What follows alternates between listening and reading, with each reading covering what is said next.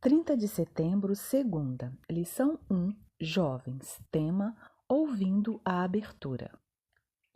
O prólogo de João inclui temas que se repetem ao longo do Evangelho. Leia o capítulo 1, versos 1 ao 18 em voz alta. Preste atenção ao fluxo de palavras e ideias. Para estudarmos, podemos dividi-lo em 3 estrofes, versos 1 a 8, versos 9 a 13 e versos 14 e 18. Cada estrofe enfatiza aquele que é o verbo ou a palavra. Os primeiros 8 versículos descrevem o verbo eterno e o testemunho humano. Os versos 9 a 13 resumem a resposta da humanidade ao verbo. A terceira estrofe narra a entrada do verbo no mundo, bem como a graça trazida por esse evento. Já no verso 1, percebe-se que João usou uma linguagem que não se restringia ao contexto religioso. O termo verbo ou palavra, logos, para os gregos, por exemplo, era um princípio que governava o universo. No entanto, para os judeus, logos era o plano divino de criação e se referia à palavra que trouxe o mundo à existência. Se pensarmos apenas na relação entre o pai e o filho, não conseguiremos perceber toda a profundidade da mensagem de João. Quando analisamos a metáfora do verbo ou palavra, conseguimos compreender como Cristo é especial.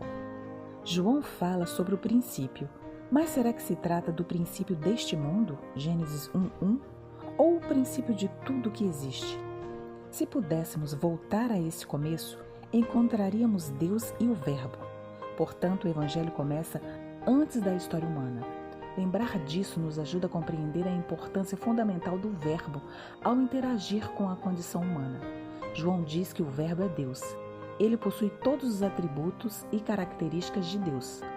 Quando nos deparamos com o Verbo, nos deparamos com Deus.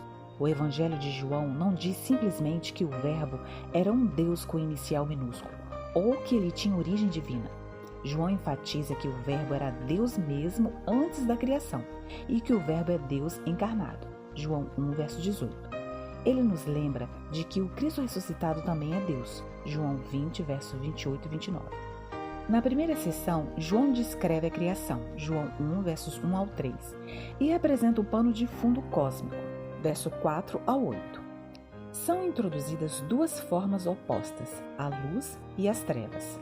Essas 2 forças são personificadas, pois existe um inimigo atuando nas sombras da história, assim como Deus atua na luz. A batalha entre a luz e as trevas é mencionada com frequência no Evangelho de João.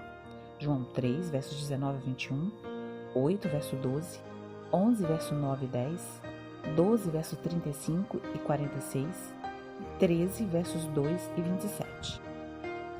Bem, amanhã tem mais, fim da lição. Bom dia!